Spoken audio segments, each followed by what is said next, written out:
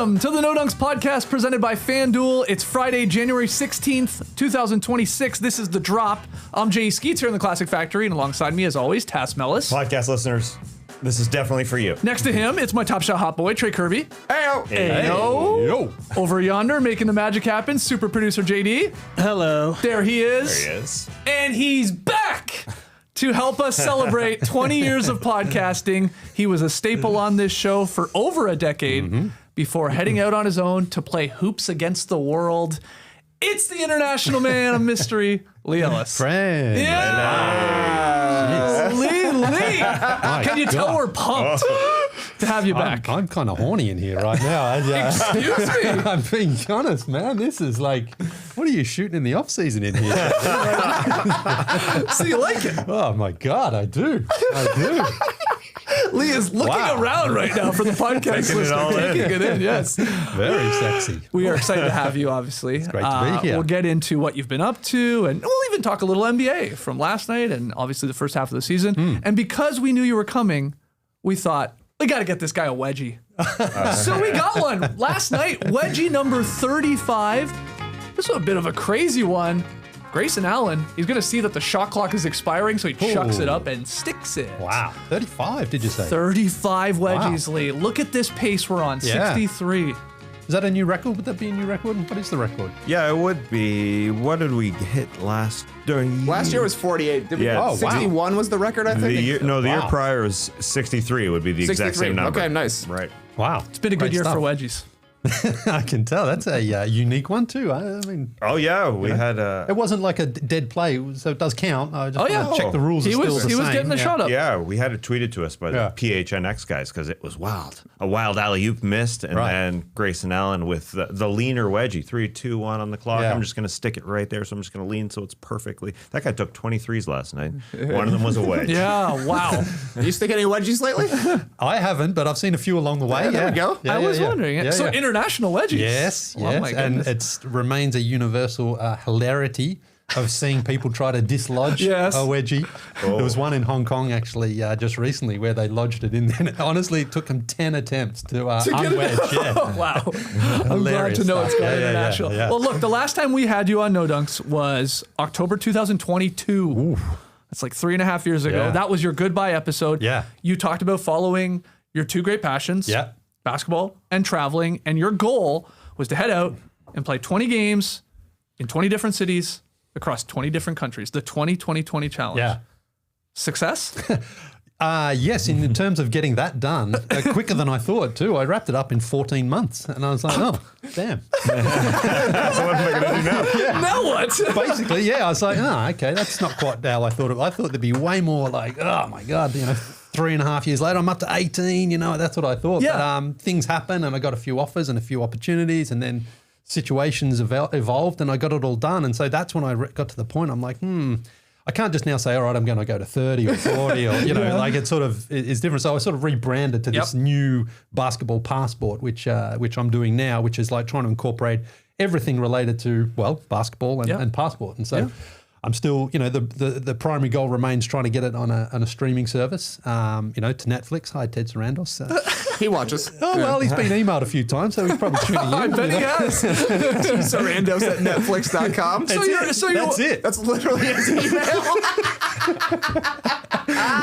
We're sending him one though too. Well, that's what I'm saying. Like, that's what you guys basically did for the score, if I remember correctly. reached out. And it worked. And Yeah. so I said, all right, T Sarandos at Netflix.com. Right. Boom, doesn't get rejected. And his little icon pops up. So he's had a few emails. And so the idea is still packaging footage or the concept, I guess, and then maybe you can make it into a show. Everything. Like it incorporates everything. Like it's not, I don't think there's a huge market for watching a middle-aged man just play pickup alone.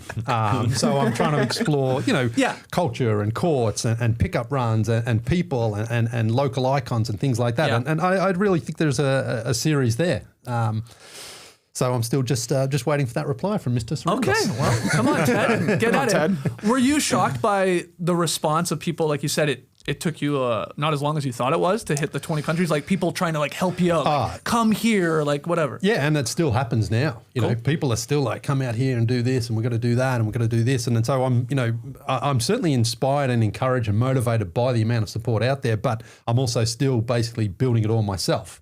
And so that's the biggest challenge is like trying to when I came back from the first trip, I had this big one all set up from Croatia. I was going to tell the story, but trying to edit that and put it all in together, that was just a little out of my range. That's the tough part. That's basically. the hardest The part. showing up and playing basketball, that's sort of the easy part. That's fine. But also because I'm shooting a lot of it just on my phone, and so you got to have it different for what works for YouTube and things like that. Yep.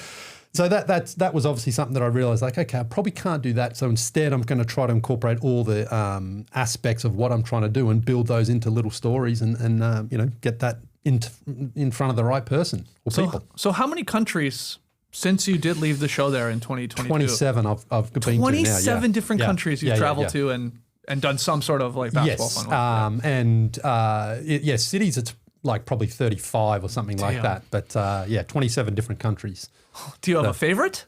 Well, so, I mean, it's funny. When you said that in the doc, I'm like, man, if I tell him the real answer, he's not going to be happy. The real answer is they're all amazing. I wouldn't be happy with that. They really are. Because every single country has been unique and special and fun. And I'm like, damn, I can't say that because Skeets will get angry. Yeah. So I thought, all right. I'll bring back. And I don't. You could still do the top five. Yeah, sure, absolutely. So I thought, you know stingers. what? I'll email it to JD, and it worked effortlessly and smoothly. Yes, that's why we're late here today. So I've got my top 5 for you. Okay, here we go. Top five. Wow, this guy's getting custom stingers for this. So exciting, Top man. 5 favorite countries on the Leigh Ellis Basketball Passport Tour. And this was hard because again, like everywhere I've gone, people have been incredible. People have welcomed me and showed me around, and I'm like, I don't want to sort of separate people or cities or countries. But I decided, you know what the hell, let's go for it. Come.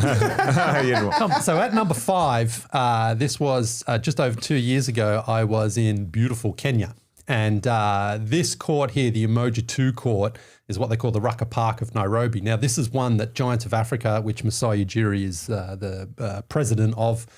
He built this incredible court there in Umoja. And so we hosted a clinic and played a game at night. And it was not just like a pickup game. This was like a tournament where there was referees and prizes and teams.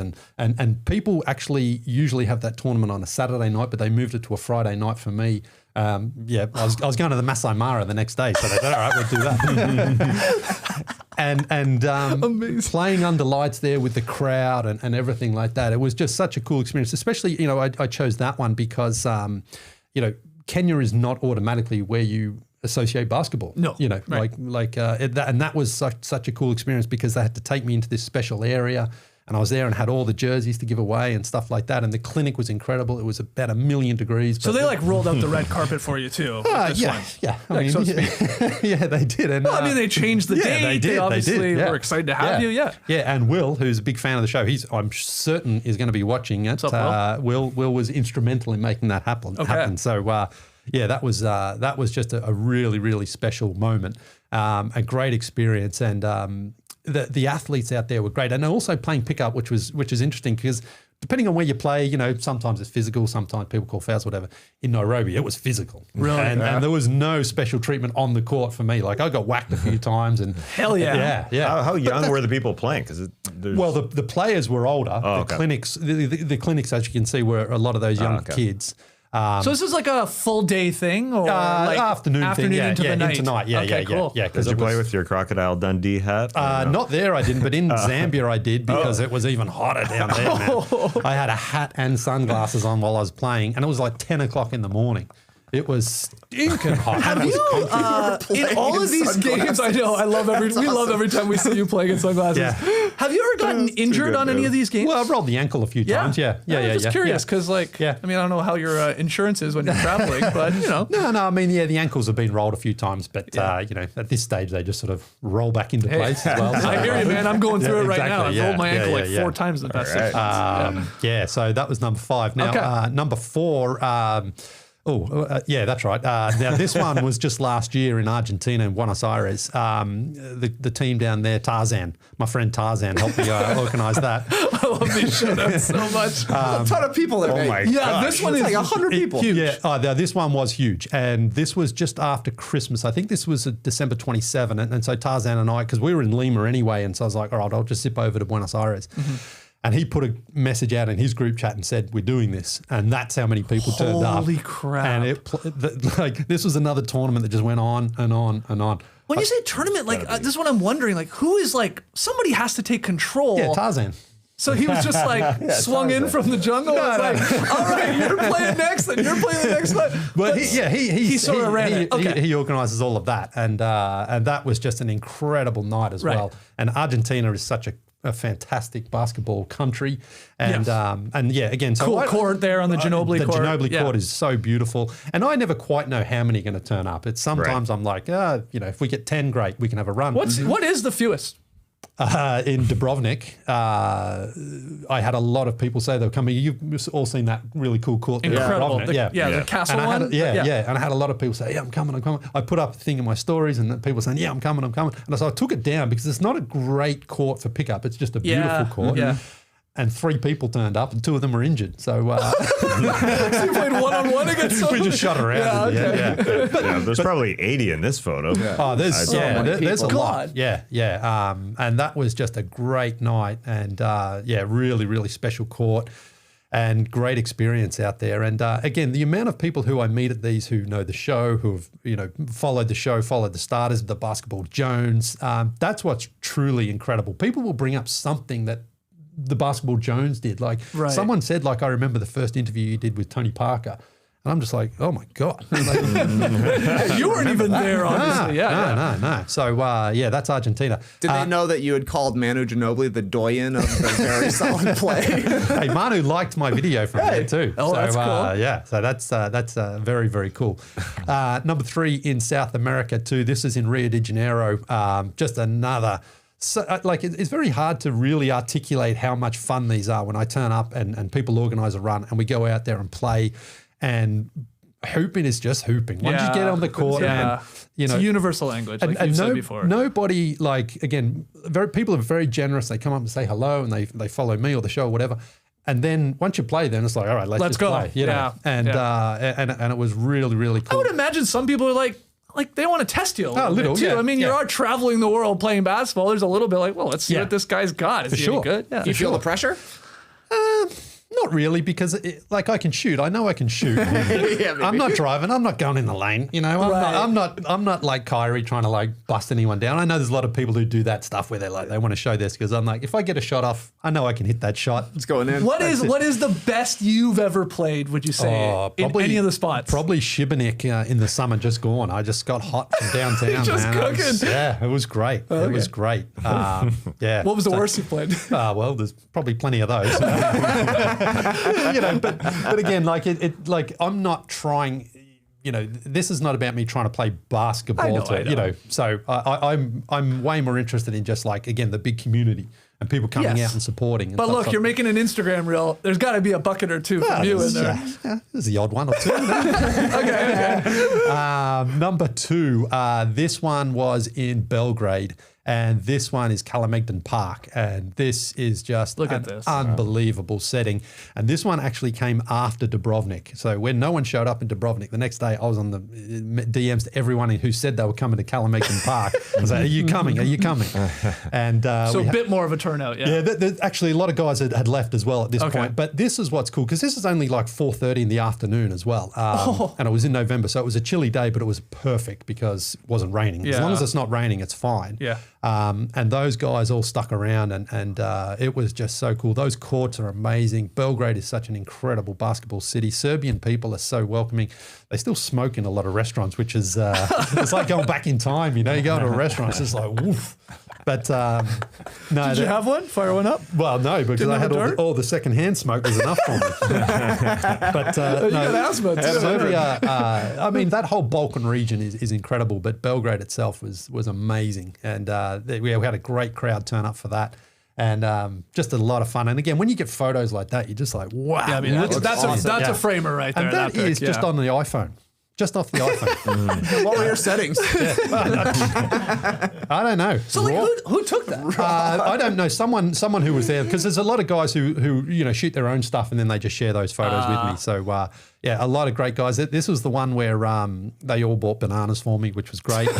And I got a weird photo where we were sort of we were sort of trying to do a high five, and I had my arm around it. We ended up just looked like we were like slow dancing in the photo, which was great. So you're still eating bananas? Of course. Okay, got to get the potassium and magnesium up. And then number one, this was just recently in the summer. China, Beijing. Yeah, and there's a reason why that girl there, Hannah, this is quite an incredible story. I'll try to keep it somewhat concise because it's long. But I was supposed to go to Beijing in May, and then I got the opportunity to do ESPN stuff for the conference final, so we postponed it. And then I was going to go to Beijing, and I went in September. And I was talking to my friend Johnny Zhang out there, who's also no doubt watching. And he said, the court's closed until from the start of August to the end of September. And I'm like, oh my God, Damn. you're kidding me, Anyway, so I scrapped Beijing. I wasn't going to go. And I had another trip to Hong Kong. That's why I was going to just leapfrog it up there to Beijing. Anyway, this other person I follow on Instagram was shooting around one day at that court. And I messaged him and said, I thought that was closed. He said, no, I just walked in and shot around. So I messaged Johnny back and I said, can you find out? Come on, Johnny, if it's open? And he said, yeah, it is. And so I was like, all right. So then I hastily booked this trip to Beijing. And my friend Justin, who's also watching, he you're really bringing in some numbers. let's go, man. Hey, everybody that's tuning in just for Leigh, hit the like button, subscribe, and 5-star ratings. I've been and reviews. counting at least +4. Yeah. But if it wasn't for those people, I wouldn't be doing these No, I things. get it. I get it. So That's that's great, how man. that's how it's all coming Are together. you staying with these people when you go on these trips? No. So you're just booking a hotel or a hostel or something? Yeah. Anyway, so Justin was going to come, but then in May he was going to come, but then in September he couldn't because his wife was about to give birth. Excuse me. So I was going to Beijing by myself. So I turn up, and the court is like 45 minutes away from my hotel. Now it's Beijing. I'm like, there's 30 million people. This is going to be chaos, but their traffic is incredible. It just flows. Right. But the communication was a bit of an issue because like that court doesn't show up in Maps. Yeah. And so I was like, Shaogong Park is this huge park where they had the Winter Olympics. You might have seen that, right? Yeah. And so I said, all right, take me to Shaogong Park. And so I went there and I got there and the guy's just like, here you are. And I'm just like, I couldn't see a tower, Where is it? pouring with rain. And I'm just like, what the hell's going on? And of course, your phone doesn't work the same way. You have to get this eSIM, right? So it did work, but it wasn't like, it's not, you have to change things in your phone. Anyway, so I'm on the side So you're of the thinking road. for a second, I'm like maybe stuck here 45 minutes outside of the city center. Anyway, so this lady walks past against pouring rain, and I'm just like, hey, hoping she speaks English, and she did. She was perfect. And I said, I'm trying to go here, and she's like, oh, I don't know where that is. Anyway, I jump in another taxi, and they got me somewhat close, and I could see the towers, and I'm like, great. And I go up, and it's all like sort of fenced off, and these Chinese guys are there, and I'm just like, you have your ball. Yeah, I had my ball and that, and they're just like looking at me like, what are you doing, man? It's like pouring with rain. Anyway, this girl out of nowhere just sort of popped up. And I could see she was interested in learning or practicing her English. And she said, what are you doing? And I said, yeah, I'm trying to play basketball in the tower there. And she's like, anyway. It sounds like a fairy tale. Rain outside. I'm trying to play basketball on the tower. So she's there, and then she's talking to the guys, and they're like, well, whatever, it's raining, but you have to pay to go into all of these courts. And it's only $1, but it's like, you have to. It's like using the restroom or something. Yeah, exactly. In some of these European countries. Now, because my bank.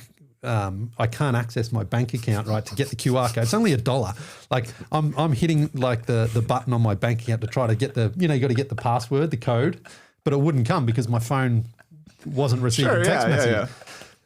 So I couldn't get in, right? And it's pouring. What about the girl's phone? Well, She's so like, hey, give me $1. This is the concise version of this story. I know. by the way. I'm barely even like a tenth of the way through it. He's not even in the tower yet. I know. I'm not even in the tower. I can see it. Anyway, so this girl. Anyway, after about an hour, I'm just like, oh my God, it's still pouring with rain. And I said, I'm going to come back tomorrow. Is there any chance you can come back tomorrow and basically be a translator and help me? And she was like, yeah, no worries. And I'm like, okay. And so the next morning, it was dry, which was ideal. Better. Anyway, so she sent me a message and said, I'm going to the tower. I said, great, I'll meet you there. Same thing with the taxi. I'm like, I got nowhere near the tower on the first go. So I had to call another Didi, and I'm trying to show him photos of like, this is where I'm trying to go. And the guy, they're just like, Yeah, they had no clue. yeah. Anyway, eventually, like Hannah sent me a pin from her phone and said, just tell him to go there. Drop it. Yeah. Yeah. And so I did that, and we got to the tower, but she was on the other side of Shao Park, and I was right near the tower. Anyway, I could see them, and I'm like, oh my God, I'm here. I'm in, no matter what. Yeah. I'm walking in, there's a couple of guys there, and I'm just like waving, dunk, dunk, dunk, dunk. And I get there, and the court is all fenced off, like just fenced off. And I'm like, you've got to be kidding me. Around the tower? Yeah. Or okay. Yeah. So there was no access Yeah, whatsoever. you're not getting in. And there's a lot of construction workers doing all this stuff. Did you think for 1 second? What if I go through the top? Crawling up. Scale it up and drop it. So I'm there, and then I said to Hannah, like, I'm here. And so she started walking over. But I was talking to the guys, and I'm like, me, can I just go in there and shoot? And they're just looking at me like, whatever. And so I call up my friend Johnny Zhang, and I said, Johnny, can you talk to these guys and just let them know what I'm trying to do? Yeah. And so he talked to them. They came back and they said, it's closed until 2 o'clock in the afternoon. So I'm like, all right, it's 10 in the morning or whatever. I'm like, I can wait. And then Hannah turns up again out of nowhere. And I said, listen, I just spoke to my friend. He said they're not going to open until 2 o'clock. Is there any chance you can just talk to them? And so she talks to them, and this sort of managerial guy comes out, and he just goes, yeah. And they just let me in. Found the right person. Yeah. Not even Exactly. $1. Didn't even have to pay. I had my app ready, but I was like, it probably won't work anyway. yeah. They let me in. So Hannah had just done amazing. Then I said to her, any chance you could stick around and just shooting around for a bit? She said, yeah. So all that. She did. So it's just the two of you in this cool, Just me amazing and her. tower. Just me and for her. the podcast listener, explain what the hell this even is. So this is an Like, old cooling tower, Yeah. a nuclear cooling tower. Now, this was built itself around 1975, but the whole area was like, it's over 100 years old. Yeah. And so they shut it down probably about 20 years ago or so, and they've used this now. The Olympic skating, what do you call that? The slope, the hill. Yeah. That's right next to it. So this is what they use for the Winter Olympics. And so now they put this incredible court in there, and there's like 3 or 4 other towers, and so they have other different neat. activities in there. But this court is just unbelievable. Like, And I remember the video you shared, like the sound it makes in there, my the God. bouncing and stuff. Yeah. And so my gift to Hannah was a Kevin Durant Phoenix Suns jersey, thanks to statesidesports.com.au. I always have a jersey like that to give away. There was no one else there, and I'm like, she deserves there it. you go. Yeah, totally. And she got it. And so, just like, this is where I would have loved to have had, like, especially JD there, because what would have made this story even better would have just been filming the sort of like, you're so close. The yet so- struggle. Yeah. And just like, oh my God, is this going to, I'm in Beijing. I've got no one here to help me. And I got it done. Right. So, Wow. Did you shoot the ball as high as you possibly could? yes. Yeah, why wouldn't you? What I was trying to do was bounce it off to bounce it in. Sure, But I couldn't quite get the angles to line up. Yeah. Like you were Larry And Bird in the McDonald's I was commercial. with also, Jordan. yeah, exactly, yeah. And I was also exhausted. It was so hot. I was dehydrated. I was dying for a pee, but I couldn't leave because I wouldn't be able to come back in. And it's great. There it is. Great. It's a hell of a top 5. Yeah, That's amazing. Yeah. It was it was tough, but it was fun. It was fun to put that one together. Right, because it was such a challenge, that one, to actually make happen. I can't believe you went and then left and get back. And you're like, I guess you just have to trust these people you're just meeting for the first time. Like, so much of it is just like, you know what, I'm just going to go and see what I can do. And, the amount of people who I've just said, hey, can you just shoot me shooting for a bit? People are still like, yeah, okay. And then after like 10 minutes, like, all right, I'm done. Get out of here. Is that the most challenging thing with this whole thing? Just having somebody shoot things you're basically a digital content creator, but like you don't have a huge team. Obviously. No, I have no team at all. No, I think the hardest thing, like it's no challenge for me to go to places. Like, I love it, and I turn up, and part of that is like, let's just see what happens. Like, embracing the uncertainty of like, hey man, I don't know what's going to happen, but I'm going to turn up and see. But I think probably more challenging for me is when I've had deals or agreements, and then they've fallen through, or, closing the deal and things like that. And sometimes things get right up to the end and you think this is a done deal, and it doesn't happen for one reason or another. And, but everything's a lesson in that sense. You learn and you just think, okay, did I maybe did I do something wrong? Was I too aggressive or not aggressive enough? Or, did I not lock in that agreement early enough or whatever? And but it's fine. It's like you just keep on going. Wake up you're still doing it. Yeah. So you're obviously still enjoying it enough. Well, again, so much of it is like because people keep saying, hey, you want to do this, we want you to do that. And then there's offers and there's things like that. And so trying to make it all happen. But the main goal right now is not necessarily more content. It's trying to build out the content that I've got into the doc and pitching that around. I pitched it to a couple of places last year and there's still none for at the moment. No takers. But I'm still going to keep trying because for sure. Again, like with you guys, I do think 20 years ago, like what were you guys thinking at the time? We just put up the first down, keep ever going. pilot episode. That's all it is. Caught that, yeah. And it took like 4 years before you sort of harassed the score and you got there. And so that's the way I'm sort of am right now. It's like every time you get a knockback, you just go, okay, well, I'm just going to try again for someone else. Yeah. And I've got a couple of actives out there and we'll see where they go. Actives. Have you picked up any international trash talk in your journeys? I've been called the crazy gringo in Brazil. I think I've heard a few choice words from time to time. Haven't been able to necessarily translate them all, but that's the thing is when you step out on the court, you hear a few things and you hear a few words, and that's what I love about it is like all the niceties go away once you start playing. Just hooping. People want to win. Absolutely, they do. And like you were saying before, people want to challenge me. They also want to sort of show off to me as well. Yeah. So, I've had a few. Want to make the Especially reel. if cameras are happening, or recording. That's right. And, people, hey, tag me in this, tag me in that. Well, we'll see. What was your most viral video, would you say, from this entire experience so far? It was in Belgrade, actually. That one had about 3 million views.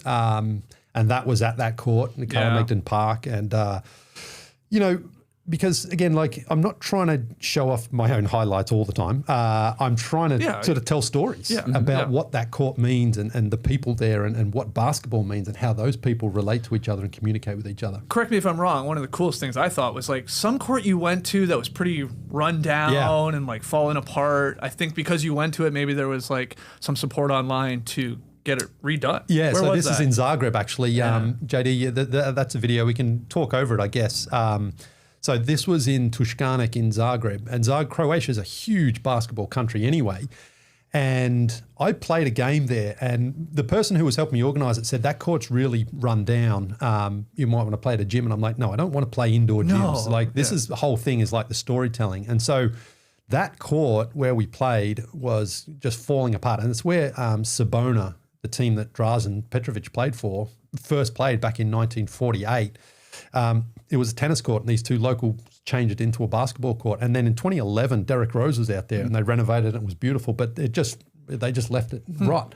And so I put up my video, and I said, this is a historically important court. Right. And then people from Sabona said, the government saw it, and they're going to renovate it. Oh, cool. That's pretty cool. It's impact, man. I know. That's cool. Like that's the sort of genuine impact that I'm trying to leave behind. Like so much better than the way that I left it. And that story was it was so great. And I was like, we're going to have a big opening and everything like that. And then something happened there. I don't know exactly, although I have a fairly strong idea what happened. Once government money gets involved, then a few people can change, got their hands in the cookie jar there, and so the court is beautiful. But it did happen. Like the court was absolutely happened. Though it was supposed to be a lot better and bigger than it was, but that didn't happen. But I played there in the summer, and it was awesome. So to have that sort of impact is like that's one I like to talk about. Absolutely. Yeah, you must remember that. You must feel that. Oh, for sure. Yeah. And other people have since contacted me and said, hey, can you come out and do a video on ours because we're trying to get some funding as well. And, so that's the sort of stuff where I'm like, okay, this is where I can take it as well. And this is part of the pitches to like Ted Sarandos at Netflix.com is like, listen, this is not just about me playing basketball, as I've said. It's like, listen, this is the impact we can have. Yeah, of course. And seeing when kids can turn up and play and really love the game and have good high quality facilities. And if I leave balls behind and things like that, it's like, that's what I'm trying to do, you know? And look, the balls don't last 5 minutes. I mean, sure, they're brand new balls thanks to Spalding Latam. Hell yeah, get your plugs in. You're doing good. You're doing good for your partners. And Johnny. You know, you can't, there's obviously you can't do too much more than just do that. But that's something like that is where you feel like, right, that's, you know, really making an impact. Are you an incredible packer now because of all the travels? Or no? Interesting. Well, I always do you travel with a basketball? I travel with several balls most of the time. So deflated? Yes. Yeah, okay. Yeah. And thanks to Spalding Latam for those, because everywhere I go, I try to give them away as a prize or, you know, half-court competition or something like that. But you have your own ball. Well, I usually just have one of those balls that I play with. Yeah, I always wondered that. Yeah. I just picture you walking through every airport. Yeah, with a ball. Yeah. You always, Sorry, you can't dribble in here. Yeah. I mean, I always That's carry. what they always tell me. I always carry one in my carry-on for that reason. If I lose my luggage or whatever, I've always got a ball. You know. Gotcha. Yeah. So you got a little pump in the ball. Got a little pump. Gotcha. Yeah. In addition to obviously the basketball passport, or before that, the 2020, you were doing some work for ESPN Australia, some EuroLeague action. Yes. You know, how did that come about and how fun was that? Well, same thing. EuroLeague, shout out to Mike. He's probably watching. He's a big fan of the show. Grades 5. Yeah. Thanks, Mike. He sent me a message and said, hey, you want to come out and do some EuroLeague stuff? I said, yeah, of course. Yeah. And so I did some stuff with them. Mike's no longer there, unfortunately. But I haven't done any EuroLeague stuff this season, but hopefully I do. It's a great league. I sense there's a little bit of anxiety right now. Yeah, that's what I want to get your opinion on, with the NBA saying they're going to do their own league here. So I'm not sure exactly. Some lawsuits coming, I saw. I mean, one huge thing for EuroLeague happened in the positive was that Barcelona apparently has agreed to a 10-year license, which is huge. However, Real Madrid apparently is likely to join the new one. So that's massive, because those are the two teams especially you need. And if you got one and the other one's got the other, I'm not sure how that's going to work. But I know those other teams, like the Greek teams and the Serbian teams, Italian teams, like whichever way they go is going to determine which league succeeds and which one fails. Yeah. And I think EuroLeague sensing a little bit of anxiety, because the NBA and FIBA together have got, you know, obviously financial resources and the ability to make it happen. So we'll see. You're also a regular down at the Fortress here in Atlanta. Yes. See a lot of clips of you talking to Dyson Daniels, your fellow Aussie. From Melbourne, from Bendigo, actually. Shout out Dice, There you go. How fun has that been? It's been unreal. In fact, just last week, the Pelicans were here, and I saw our old friend. Joel Myers? Yes. Did he ask if you had a dog? I swear to God, that was the first thing we talked about. Incredible. Well, he must have seen some of my stuff. He said, you got to play with Adam Sandler. And I said, yeah, of course, I would love to. And he goes, he always takes his dog with him. I love Joel Myers, man. Shout out to Joel, man. He's great. He's watching? You think he's watching? He may be. I don't think so. He's great. Joel, chatting to him, and Absolutely. you know, that's the other thing, is the amount of people who you see again. The show, the starters 7 years ago, it feels like people still remember it. You know, and I've spoken to a lot of players and coaches and people who you know, just remember me and remember the show. Right. And Kyle Lowry, of course, fan favorite. Kyle, he's great. He's always got lots to say. Had a nice little video with him just before Vince's number got retired. I think the Sixers were going to Toronto, and I chatted to him, and I saw him before the game, and we were talking. And I said, hey, you got a couple of minutes after the game? He said, yeah, no worries. And so I went in after the game. He had 2 plates of food, and I thought, but now Kyle doesn't really. We having dinner together? He doesn't really play all that much these days. Not at all. Barely. And so I thought maybe I could just do the thing. And he said, I'll just, you know, eat and shower and clean up. And I waited like 45 minutes for Kyle, but you had to juice that boost, man. I think it was also in the playoffs, JD, you have the photo, because I remember tweeting this and people got a kick out of it. There was a shot of Spike Lee on the broadcast, and who was behind him but the other Lee. So Spike Lee was the tweet, spelled Leigh, and got some numbers. But you were at some of these postseason I was games. at all the Knicks and Pacers series. Yeah, it was an incredible series. And that was through ESPN Australia? Australia, yeah. I did a couple of games of the Knicks Celtics prior to that. So great experience. I mean, Madison Square Garden. Have you ever been to a game there? I actually have. It is the Mecca. callback. My God. Am I wrong? No, you're not wrong. I'm not wrong, am I? You're not wrong at all. All those years telling everyone you got to go to the Mecca. Now, Belgrade's own arena when it's a Red Star versus Partisan. That's the one that you sort of have to compare it to because that's just insane. Is that the one that Brian Windhorst just went to? Yes. Yeah. Yeah. But Madison Square Garden. I mean, the Knicks, they should have won that series, But honestly, that Tyrese bomb that sent the game to overtime. What an incredible moment to be there for that and to experience that. So it was awesome. It was really, really cool. We're obviously running a little long here. I want to get to some NBA stuff. Do you guys have any more questions about Leigh's, basketball passport? Where are the Hoopers at? Where was your best game? Again, very, very tough. Probably Brazil. Yeah. Oh yeah, just athletes. Yeah, hoopers. And maybe the football, the soccer translates to basketball. Yeah, they play with a sort of flair. Croatia and the Balkan region, tough, good. Teamwork basketball there. The first game I ever played in Ljubljana at Luka Doncic's court there.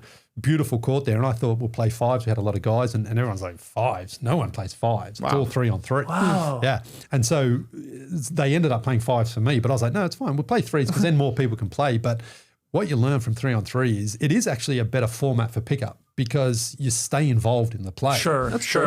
Pick up here, and everywhere. When it's fives and it's full court, it tends to be a little bit of one-on-one stuff, whereas 3-on-3, if you're lazy on defense, your man's going to cook you straight away.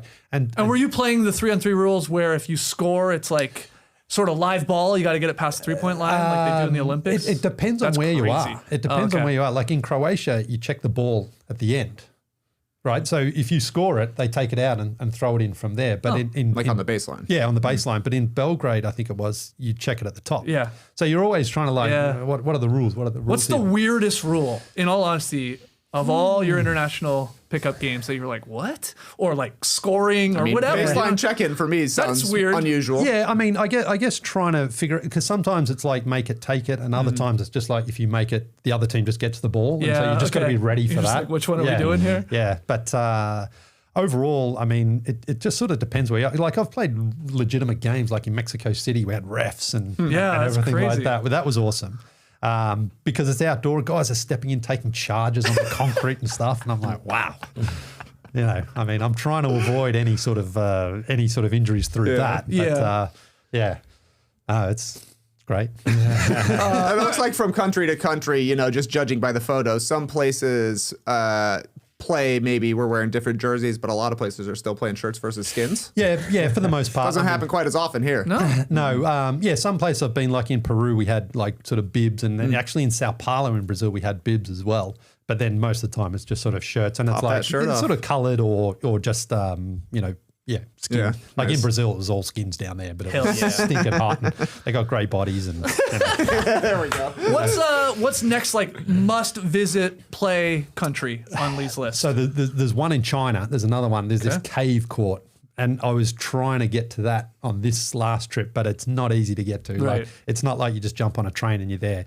Is like that the most fun right now for you? Like these really unique, different courts. Yeah, that's right. That's really like cool. I say, I'm not really interested in indoor courts, as beautiful as they may be, and like Madison Square Garden. I mean, like if I could do a video there, of course I would do that. But this one in China, that's like in a cave that's been dug out, and it's just like the echo in there looks great. And this is like in remote China too. This is not in the city or anything like that. So that's the one I'm trying to get to. Spoke to Jimmy Butler about that last year because. Jimmy travels. He loves to travel. Jimmy loves to travel.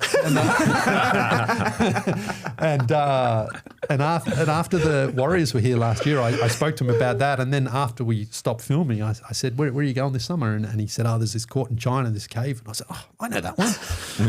He went to China, but he didn't go out there. So, but again, I think because it's remote. Yeah, it's hard. It's hard to get to. So sounds cool. Yeah. It would be awesome because apparently it's 16 degrees Celsius. So what's that, about 55 or so Fahrenheit, like all year round, middle of winter, middle of summer, the way that it's like, just is in the cave. It doesn't change. So, but there's a court there, and that's where I'd love to do a clinic. That would be great because nobody I would think would speak English out there. Yeah. And so that's where the communication of the game, of the ball, is like basketball is the language. Like you can host a clinic when people, because most of the time people don't speak English as their first language. And that's what I'm trying to say is like, we can teach through body language and movement and non-verbal communication to still achieve something. Yeah, absolutely. Oh, that's cool. Come on, Ted Sarandos at Yeah, come on, Netflix.com. You and Jimmy. There you go. Wow, that's a show right there. goodness. Jimmy and Leigh traveling the world. Hell yeah, sign me up. Yeah. Let's get into a little hoops talk here with you. Last night, and I can't believe we timed this perfectly, there was a game in Berlin yesterday afternoon, and it was an entertaining one. And late in the fourth quarter, we had Anthony Black Euro stepping his way through 4 defenders for an insane dunk versus the Grizzlies. Like, he basically dunked on the entire team here.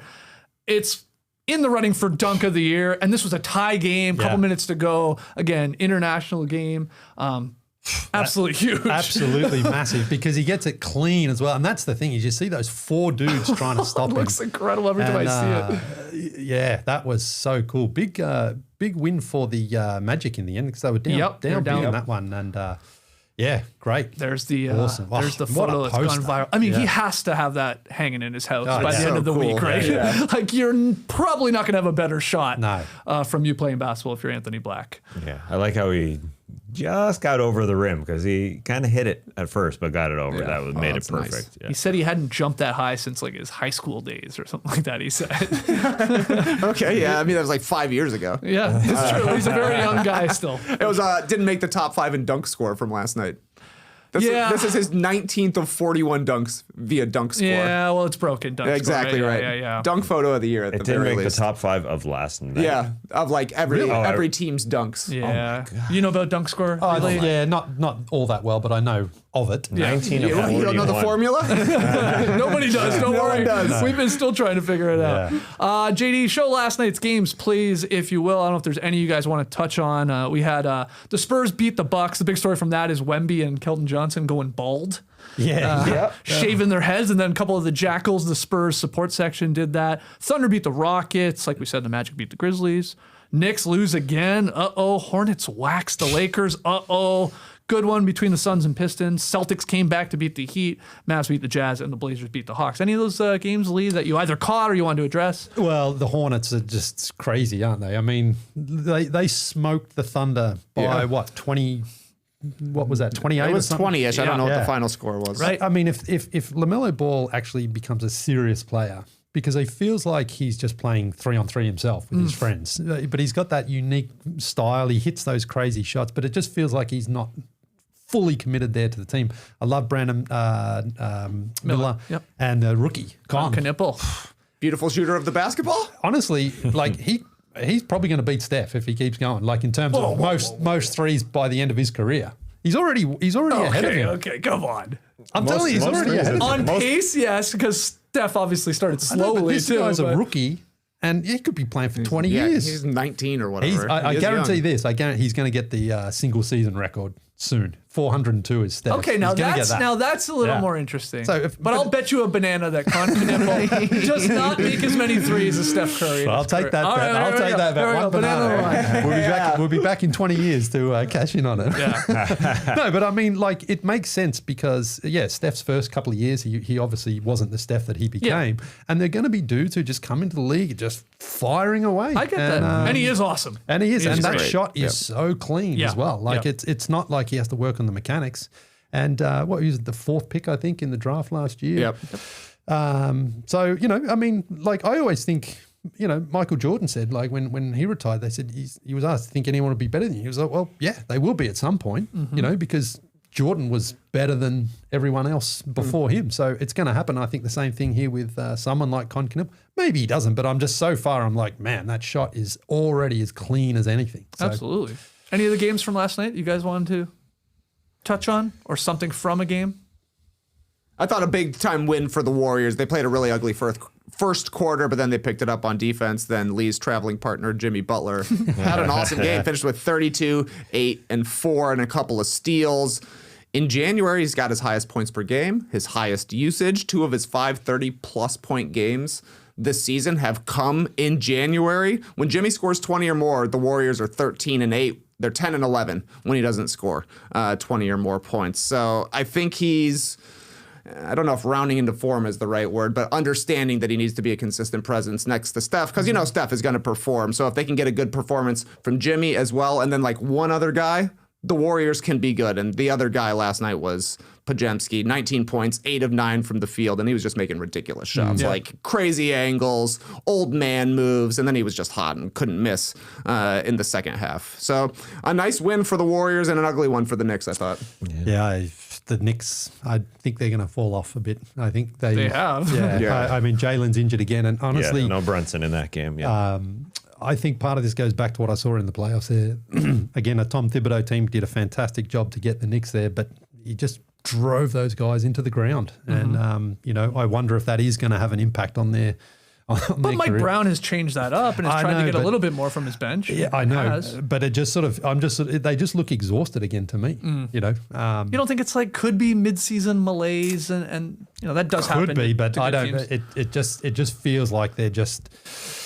I think they're going to run out of gas. Yeah, possibly. And look, Cat is playing poorly right now. Yeah, we had him on the All-Star team yesterday when we made our picks, but last night, Draymond Green, he loves trying to test him and try and punk him. I think even Jimmy gets in on it. Those two especially. Yeah, that's the thing with Cat. I think that sort of weakness has never fully been addressed by him, But when he decides to play, he's still awesome. But not sure. Not convinced on the Knicks. Okay. Yeah. Cat's not a lock for the All-Star game, especially with the way the Knicks are falling. And when the coaches get the ballot and they look at it and they see, the Knicks are dropping here. They're not number one anymore. They're literally dropping 3-4 as the Celtics prop over them. So not a good night without Jalen Brunson, that's for sure. Let's go back to the Warriors because forward Jonathan Kuminga demanded a trade on Thursday, the day he became eligible to be moved.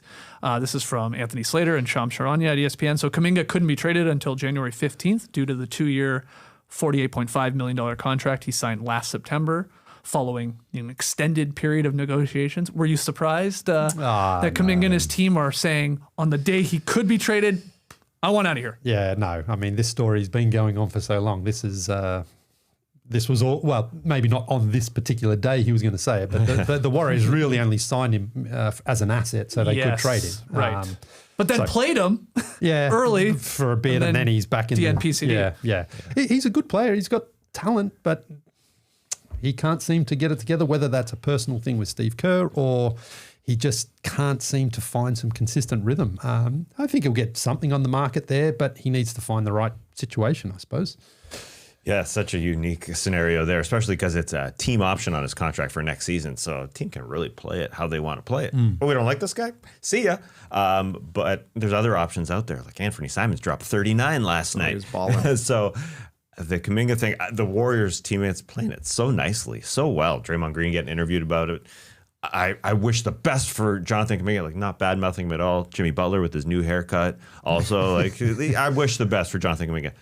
Jimmy Butler's had 2 haircuts in 2 days. I mean, he's now got the braids dropping rather than letting it free. He's doing his midseason thing. Somebody's got to take him. Somebody's got to take Kuminga. But what are they getting back? Very, very, I wouldn't think very, a lot because there's not minimal. Not a lot of demand for Jonathan Kuminga, and B, you are not trading in a power position if you're the Warriors, knowing full well, everybody's like, you don't even want him. Yeah, you're saying all the right things, but you don't even play him. He doesn't want to be there, and you don't really want him. So why would we offer you anything of note? But we'll see if it's still the Kings that want him, or if there's another team, or if it's a 3-team deal. They say reportedly they're prioritizing expiring contracts. Yeah. That to me even is we don't even expect a whole lot. Literally anything. Give us some contract that's going to come off the books at the end of the year, and we'll make it happen. Yeah. Because he's buried at the end of the bench. So we'll see if it happens soon. Because we haven't obviously talked to you in a long time, what's the biggest surprise from the first half of the season to you? Team, player, storyline? Well, the Celtics have been incredible considering Tatum is not there. And by contrast, the Pacers have been so bad. Now, I know obviously Tyrese is not there and Miles Turner's not there, but they made the conference finals. They were half away from winning the championship. They shouldn't be this bad. Right. And again, one of the things that stood out to me was just how deep they were in the playoffs. Rick Carlisle played everyone, and everyone seemed to contribute. So I think they're 9-32 or something. Yeah, they had a little 3-game win streak recently, and so got some more. How can you be so bad? Whereas the Celtics, without their number one star, Jaylen Brown. I mean, Jaylen Brown's got to be in the MVP he's at the table, I'm Yeah, sure. he is. Hey, it's at the Yes. table. There he is. Have a seat, my friend. But also just the way that there's been no excuses out of Boston whatsoever. Yeah. There's like, hey, and if they get Tatum back, which I know is not confirmed, but he may come back, especially if he comes back a month before the playoffs, the Celtics are probably, well, not maybe favourite. The Pistons have been really good, but I would be pretty happy with the Celtics Sure. if they get Tatum back with fresh legs and enough time to get his conditioning up. I think there was a clip of Tatum last night. I saw the lip reader saying he said, "I'm ready," or Yeah. something like that. Yeah. Who knows what he could be talking to about. I'm ready to eat after the game, for all we know. Ready to But go. That was with yeah. the fan, right? I think so, Talking yeah. trash with Yeah. the fan Yeah, who was I'm getting ready. on him. A lot of good lip reading last night throughout the league. The Shea The Ja thing, Morant stuff as well. the practice. Yeah. Oh, yeah. So yeah, was that yesterday or the day I think before? that was actually Yeah. the day before, but yeah. Are you surprised, or were you surprised at all, I should say, about the Hawks trading Trae Young? Because you are around the Hawks a Yeah. lot. So this was writing was on the wall. This was there last year as well, Yeah. and coming into preseason as well. It was almost awkward at media day, because he didn't get the extension, and no one really expected them to sign him to that. And then once the season started, they got off to a bad start. Then he missed all that time, and they were better. And it was just clear that it was like it's time to move on. And Jalen Johnson is clearly the number one guy there now. He's been great. His defense needs a lot of work still, but I think it just came to that point where it's like they can't do anything else with Trae. Like they can't bring him off the bench or have him as the two guard or anything like that. So it was time to move on. And it's very interesting being around a team because you do pick up on a lot of things. You hear things, you talk to people, and you can just sort of sense it was like, yep, they're going to try to move off him, but not in a way like it is with Kuminga where it's like, there's clear tension there. Yeah. It's more like out of respect, we'll try to find a situation that works for you and works for us. And he's at the Wizards. I mean, He might They get found a one contract place for him, extension, yeah. though, and which, he gets to lead a young team again, and maybe it works out for him. maybe it does. Maybe it does. A little bit of an odd thing. But that's the other thing, actually, being around the team. I got that the Wizards were talking to the Hawks and CJ was the deal coming back. And I'm like, can I tweet that? And he's like, well, I wouldn't tweet it yet because it's not like it's sort of preliminary stages, but I'm sitting on it. I'm like, man, I've got a scoop. I've got a Wow, scoop. this would have here. been your biggest scoop since Josh Giddey was Exactly. going number 5 or whatever he went in the draft. Yeah. And so I was like, damn, and I'm very careful because you don't Yeah, want of to go out that and then it just goes to nothing because then it's like you haven't got any intel, you haven't got any connections. And so when it came out, when Steiny was the one I think who first, Yeah. I'm like, ugh, I was there, but Leigh Ellis had that I know, slot I had it. before I had it. Stein and Fisher. I mean, again, I'm not going to say I had the whole deal, but I I know. know it was like, because I was surprised. I said the Wizards. I said, yeah, that's the Wizards and the Hawks are talking, and it's likely to be CJ as the primary piece coming back. And I'm like, ugh. Man. I nearly got a scoop. Well, nearly had a scoop. I mean, you had it. You just kept it to yourself. Yeah, well, I did, and I was like, because if that just doesn't happen, then you just look like an idiot. Yeah. You got to be locked in on it. So, Okay. still working. Still Speaking of working. like Hawks guys that you talk to, I just thought of this. Because of your ESPN fan base and all that, you do talk to Dyson Daniels a Yeah. lot. Have you ever talked to him about improving his 3-point shot? Yeah, Want to give him some tips? No, we. I mean, You're serious? well, I don't give him tips, but I mean, he's struggling. He's shooting 11% from deep. It is wild. I don't think he's made one in a month. And the one thing I will say about him is I'm surprised the results are bad because he works so hard on it. Okay. I see him working with Kyle Korver. I see him practicing. He is one of those dudes at the end of practice continually working on it. Right. The mechanics are fine, but it's the confidence. And the way that he shoots it, it's almost like he's going through a checklist, like, okay, square up, leg here, elbow in, shoot, release, follow through. You can almost see that. Whereas someone like Kevin Huerta, I just want to throw that in. Oh my God. When you Playing saw all the Bulls, hits. the Bulls, No doubt, that's good. well, the Bulls were here not long ago, watching him warm up, and it's like he's actually a really beautiful shooter of the ball because he just catches it, and it's like rhythmic. Yeah. And so one thing I would say to Dyson, if he ever asked, is like you just step into it a little bit more rather than Right. sort of catch and then go through the shoot and release.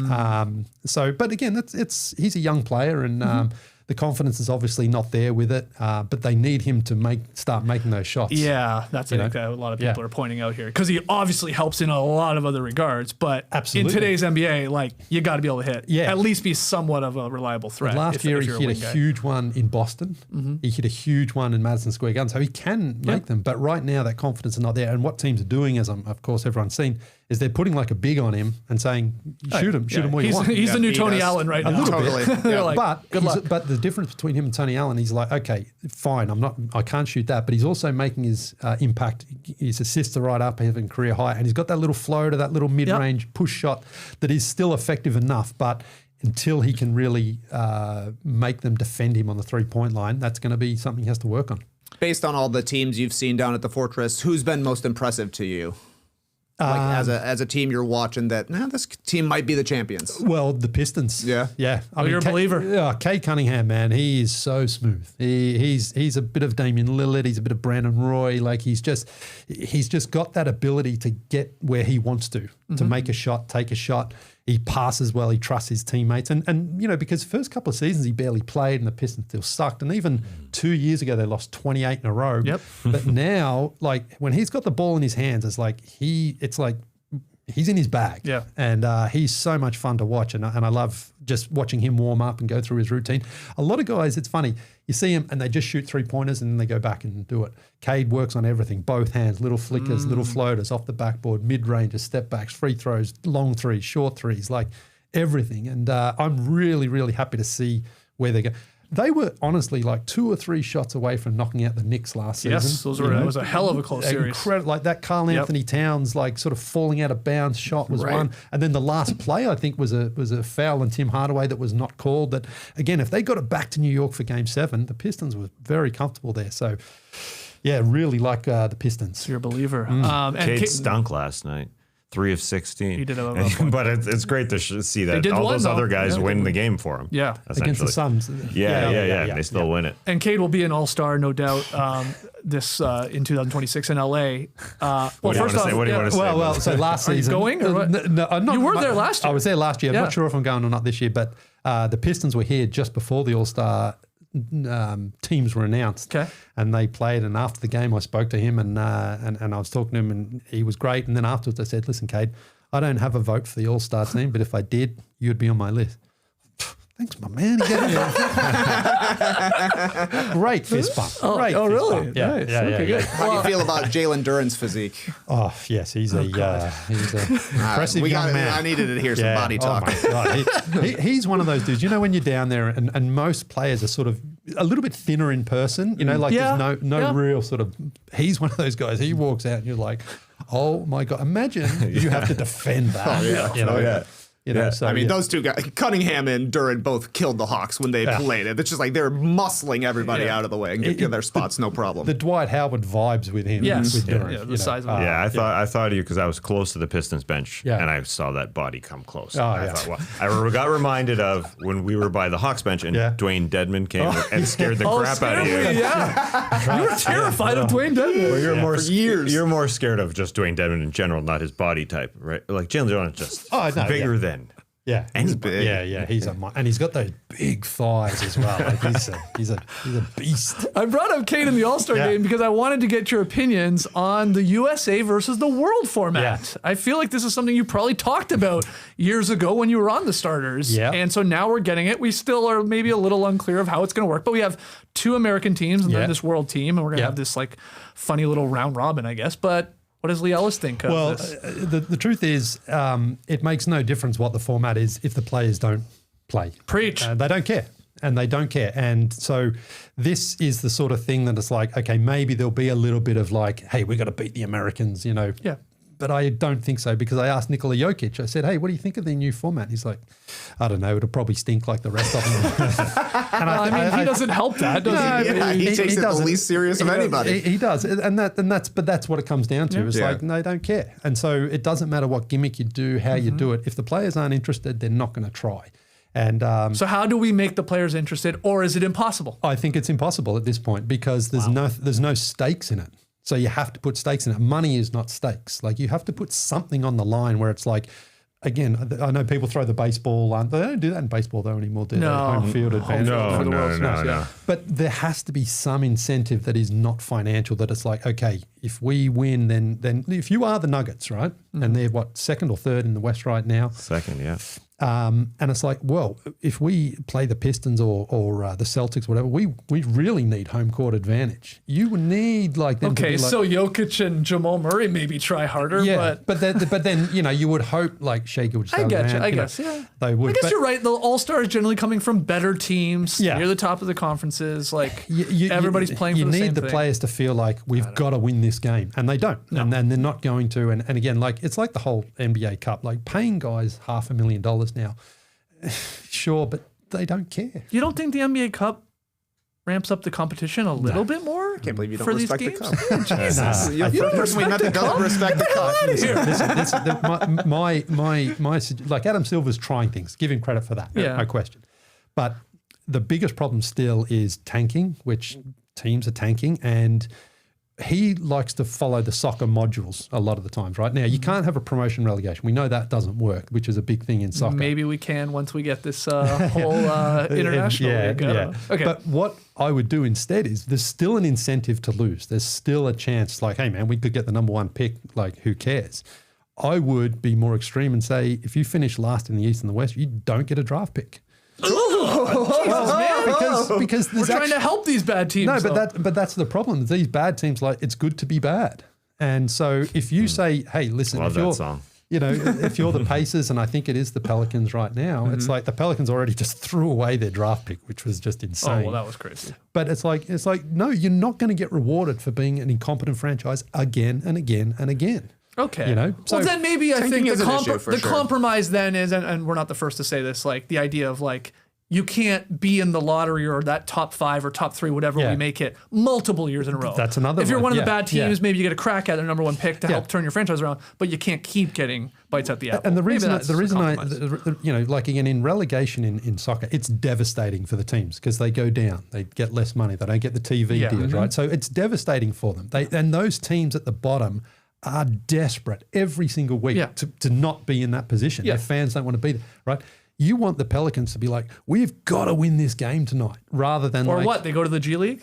No, that's where it's like, if we don't win, we don't get our draft pick. Again, they've given away one. So there's punishment there rather than an incentive like, but who cares? We're still going to pick no worse than 4th or something like that. But the other one is like, you can't pick in the top 10, 3 years in a row, because too many franchises are being rewarded for just disgusting play and bad management. Mm-hmm. And I think you don't think that's the players as much as you think it is the organization and sitting guys and you're injured and all that. Like imagine Man United, right, had such a bad season. They're having a bad season, but imagine they had such a bad season. They got relegated and then they go, well, you get Ronaldo though because he's the next available and you can sign him. Like it would be like, well, that's dumb. It's isn't backwards. it? Yeah, it's dumb. It should be like, no, you were bad. You badly managed your team. You get punished for that rather than, you land like the Hawks, for example. Like getting Risa Shea, who's been okay. He's still got a lot to work on, but you get Cooper Flag one side and Wembanyama the other, and it's like you shouldn't just luck into those. You know what I mean? It should be like, it should be a real lottery for one, right? So 30 teams, 2 teams don't get a pick, 28, full-on lottery. Whoever gets it gets a pick. Spicy. I just think that why not? Because right now it's these flattening the lottery odds, but teams are still tanking. And teams are like, this guy's injured, we're load managing, we're doing all that. It sucks when you go to a game and there's a lot of dudes missing. Leigh Ellis bringing the hot take right. here. That's good. On the Drop podcast. Well, I think it is time to actually do something meaningful and punish teams. Yeah. Okay, we'll see. Let's hear what the people think out there. If you're just joining us, Leigh Ellis back, helping us celebrate 20 years. Hit the like button, subscribe. 5-star ratings and reviews. We're going to take a quick break. Then we got Worst of the Week. We'll talk about a guy who hates load management. Oh, okay. Yeah. That's a nice tease. It's a big deal. You're the only guest we're not sending away after the A block, which was an hour long. Oh, yeah. I should have asked you. Can you stick around here for another 20? I mean, we went long with you. I'll tell you that. All right, guys. Every Friday from 6 to 7:30, it's NBA Happy Hour on FanDuel, your pregame for the weekend. We're talking limited time specials you won't want to miss, boosts, bonuses, surprises, all dropping in the app during Happy Hour. So before tip-off, check the FanDuel app to see this week's specials. Then make your move before the shot clock expires. like you're Grayson Allen trying to get up a 3 at the end of the shot clock there at 7:30 Eastern, because it's the perfect way to start your weekend. A little basketball, a little action, a whole lot of Friday energy. That's NBA Happy Hour every Friday from 6 to 7:30 p.m. Eastern, only on FanDuel, the official sportsbook partner of the NBA. All right, Lee's sticking around for the second half here. Let's get to worst of the week. Ladies and gentlemen, the worst of the week. This week's worst of the week, it's a pretty polarizing story about Michael Jordan's appearances on NBC this season, because he was labeled as the special consultant coming into this season. And Mike Tirico, the person who interviewed him on his appearances so far, came out and said basically this week, we're only getting everything from that one interview for the rest of this season. So it's polarizing. What a shock! Yeah, people expected it, but there will be more clips from it. Mike Tirico said, I would love to interview him more. Would it have been better if we got to interview him more and get more? Yes. But is some Michael better than no Michael? Absolutely. So he didn't absolutely 100% rule out that we're never going to see Michael Jordan in a different setting than that one interview that he did. But he basically said, that's it. Yeah. That's it. He told Jimmy Traney of SI Media, that's our one interview. Special consultant Michael Jordan, you saw what you got, and we'll show some more clips a little bit later on in this season when he'll voice his opinions on the current state of the NBA, so we'll get more of that. But that was polarizing. As soon as that was released, people either mad or defending MJ because it's MJ. What are your guys' thoughts? I mean, I agree with Mike Tirico. Any MJ is better than no MJ, which has been basically the case since he retired. But it's disappointing to think that I guess they talked one day, they just chatted, Mike and Mike. Yeah. Yeah, they having a got together for conversation, 2 days. And then an hour and 45-minute interview the next one, Right. which they will sprinkle out here and there. It's to the point now where I forget that Michael Jordan is a special contributor to NBC. It's like, oh, wait. They rolled out another Insight to Excellence. Yeah. It's actually kind of similar to me to the way the Inside the NBA guys are at ESPN right now. It's like, I forgot that they're working for ESPN because they never work. Yeah. You know, so these are kind of hallmarks of an older generation. And you can tell that like Amazon specifically is going for younger guys that just got out of the league. Peacock is kind of caught in the middle, I think, of like the old and the young. But yeah, I would like to see more MJ for sure.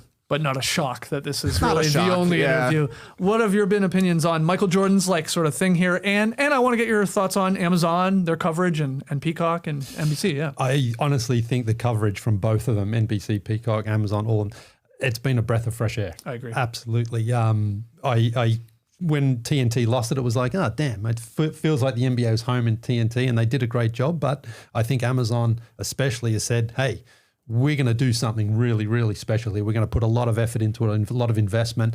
And it's been really good to see. And the same with NBC. I mean, the nostalgia, kind of all brought us back. And it was like, oh, awesome. We're going to see it on NBC again. And the Michael Jordan stuff, I mean, I feel a bit sorry for him because he kind of is, he knows everyone's just hanging on every single word that he says. Yeah. And I think that makes him somewhat of a prisoner of his own success in that sense, that he almost doesn't want to turn into a pundit like Charles Barkley, where he's asked about everything and he'd be asked about political stuff and things like that. So I think he likes to be like, I'll do it, but it's under this sort of Right. umbrella. It's recorded. We'll clip it out. Tirico, Maybe I get final look at it or not. Yeah. But nothing. He doesn't want. He's not looking for viral fame or anything like that. We want to hear from him because he is so insightful. I mean, we all know what Michael Jordan means to basketball, so we all are dying to hear from him.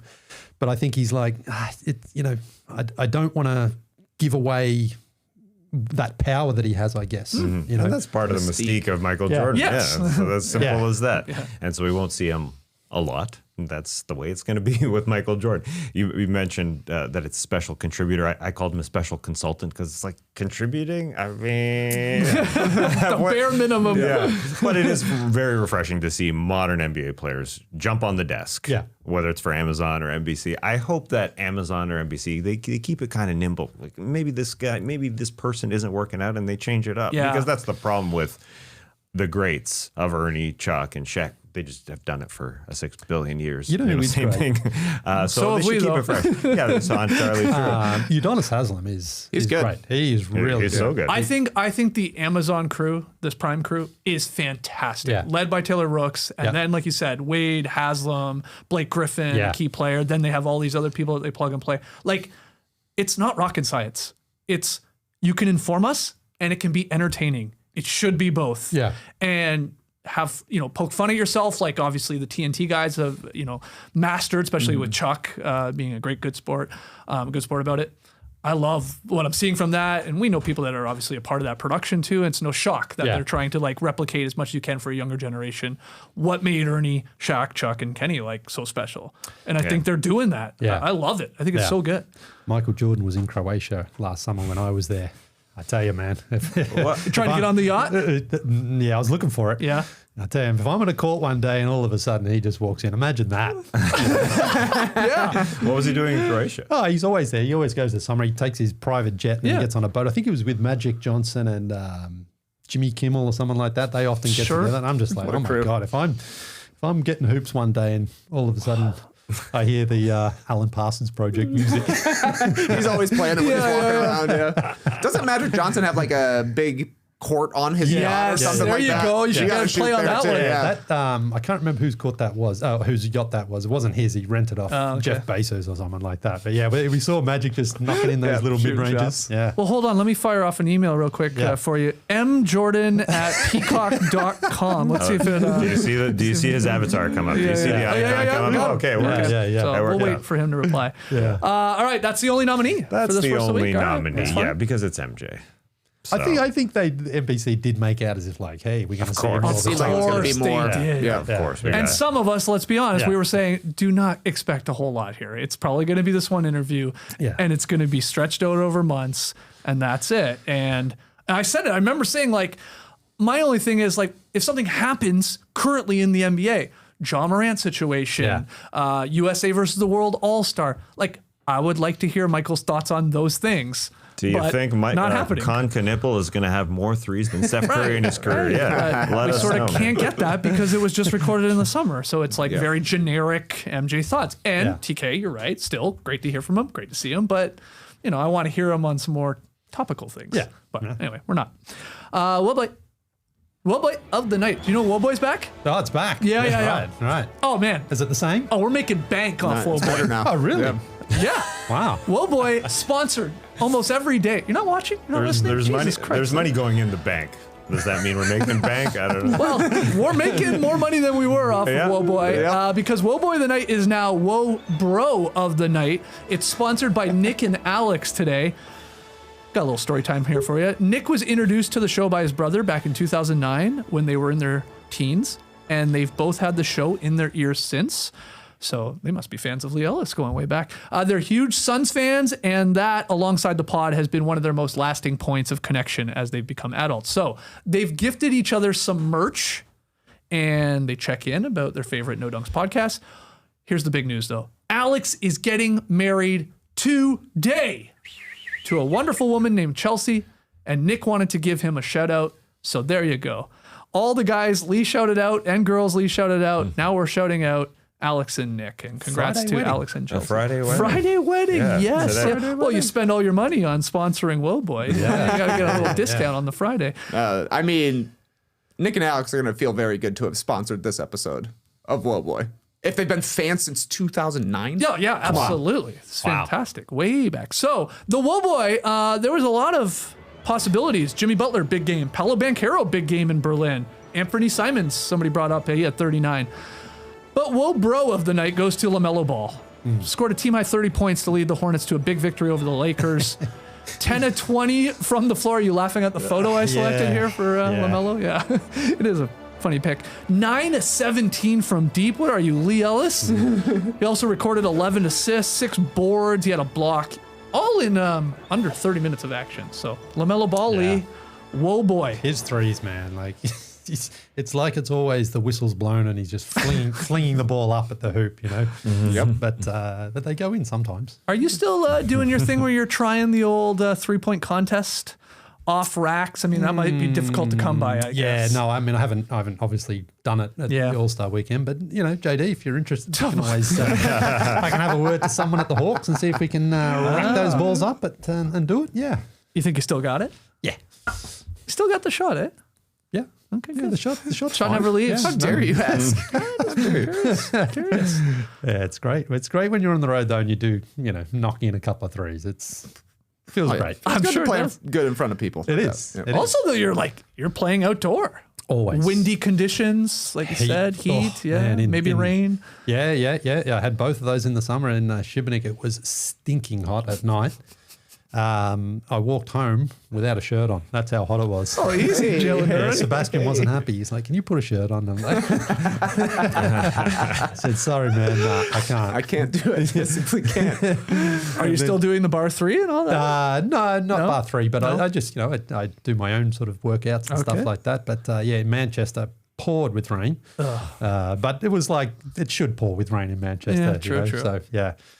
Snow? Have you played in snow? No. Flurries? No. No, Okay. no, Just no. rain. I played in Iceland. It was very cold up there, but no snow, unfortunately. Right What's in Iceland. Wow. Yeah, that's pretty cool. Hey, a couple of big dudes who play basketball in Iceland. too. Vikings. Yeah. What do you prefer? What do you prefer playing on? Rims with no mesh, no net, so just bare rims, or I guess like tattered or like even like chain. Oh no, there's got to be some sort of net, and I You actually hate playing on just bare yeah, rims. yeah. I always pack a couple of nets too, just in case. Damn. Travels with How nets. the hell are you yeah. getting up there? Well, that's the problem. In Argentina last year, I was at a court and I couldn't get up to put the net up, so I had to go without, unfortunately. But, Okay, so, but that's one of your least favorite things, showing up to a court. Yuck. Yeah. Okay. Yeah. Disgusting. There's a feeling when you hear that, Yeah. or just see the net. You see the reaction of the net when the ball goes through it. You were playing, where was Give me it? that sound again. That was nice. Was it Germany? Correct me if I'm wrong. Where was it? There was like one of these weird ass nets that you played on. Like it wasn't a mesh or a chain link or anything like that. Yeah, It was Germany. Berlin. Yeah. But how would you describe it? It was like It's rock solid, like Yeah. mesh. Rigid? Yeah. Not mesh, but like what did you say? It's like, is it like a basket almost? Yeah, like a plastic Oh, basket. I don't know what that is. That is worse than no net at all because the ball goes up and just And it like goes goes around like that. Yeah. That a lot of dunny bowls is what you're saying. But that's it. Yeah. In Germany, like they just decide we're building a net and a rim that's going to last forever. Engineering. They're all about engineering. It is. And I'm But like, not no, great to play on. No, awful. It looked awful horrible play. to me. Yeah, it was gross. Yeah. And my friend Conrad, who's certainly watching as well. Hey, Conrad. Hey, Connor, thanks for joining us. And because anytime you go to a new country, you never want to insult anyone and say, "Oh, man, this sucks," or whatever. But I'm like, man, this sucks. He's like, yeah, I know. So, But unique. Like that to me. yeah, but not a good union. That's not. That's like get rid of that. The one thing you haven't liked in I've always 28 wondered what's your countries, net. opinion on, because like I've played on courts like this in Europe, in countries where it's obviously the cage, let's call it the cage, basketball net, but then the built-in like little soccer net. Yeah. How do you feel about that? Well, I mean, I understand why it's there, and Sure. it doesn't necessarily impede the basketball. So it's like fine. Okay. Okay. That's what I thought. Put up with it. Yeah. Something weird about it though, isn't there? Yeah, Just for us, I mean, but 'cause- it's just the way they do it, I guess. I'm just more interested in some of these places like Austria that they have basketball courts, so that's where like they're growing the game. Specifically, Yeah. Spoke to Jakob about that too because they have the cages out there. Jakob and- Pertl. Yeah. He said, yeah, it's just the way it just is. So Jakob. the ball doesn't. the big, like you're talking legit cage. Yeah. And what was your favorite thing you've done, not basketball related? Yeah, I would say in Zambia, the Victoria Falls there, like these falls are, like Niagara Falls, and you go into the water there and you can dangle over the edge. Yeah. Yeah, I remember that. yeah. That is trippy looking. It is, and what's holding you there is just two big men holding your ankles. Whoa. Yeah, Hold on. yeah. Are you Yeah. serious? Yeah, I'm 100% serious. That's it. Like, So you can't see them in any of the photos or No, videos no, because no. that's part of like the holy crap. Yeah, It looks like yeah, you're yeah, just yeah. levitating sort of Yeah. above. And that's it. Two people just holding your ankles? Yeah. Do you sign anything or nothing? No, I don't think so. I mean, A waiver? Nah, it's just Suge Knight mode. It's fine. What's the popular streamer's name? Kai. Sanat? Yeah, he just did this. I don't know if you saw it. Yeah. So there's two things. There's like the Devil's Pool where you can go right out and you sort of go into like a rock pool and you can stay in there. Okay. But when I was there, it was too dangerous because it was like the water was overflowing, and so you just do the dangling over the edge. Because that's not dangerous. Do the dangle. Yeah. And that someone's going to go over sooner or later because there's a rope you can sort of hold to get out to where you need to go, but to where you need to go, you still are walking untethered, to get over to where the dudes are. And I was there by myself. This is blowing my mind. I know. I was there by myself, and there was a couple before me. And even I got there, and I'm like, I'm not doing this. And I said, you guys go first. And I saw them do it, and I thought, okay, I'll probably be okay. But you get out in the water there, and you're like, man, one little slip, one little thing, and it's Different ending to this a reel. different ending. Yeah, absolutely. Like, Send me the footage. Send it to Jason Doyle and Decatur George. Yeah, well, that's it. Yeah, go out on the GoPro. That was a cool experience. Just recently, a couple of weeks ago, I was in Belize. I was swimming with sharks. Right? Okay. I like to promote it like I was swimming with sharks because I was, but they're nurse sharks. Shark is a shark. Yeah, that's what I say. But nurse sharks are not really gonna. I mean, they're called nurse sharks because it's like a mother nursing a child. They suction their food, right? Oh damn! So if you put your finger there, they could take your finger off, but you would have to sort of jam it in there. Yeah. What about your? Yeah, it depends on how long it's been, I suppose. But I hope I'm not aroused by these nurse sharks. yeah. But it's cool because you can see sharks in the water, and you're just like, yeah, I'm in there with them. But they're not. They don't. They don't care. No, they're not. Okay, that's pretty cool. So yeah.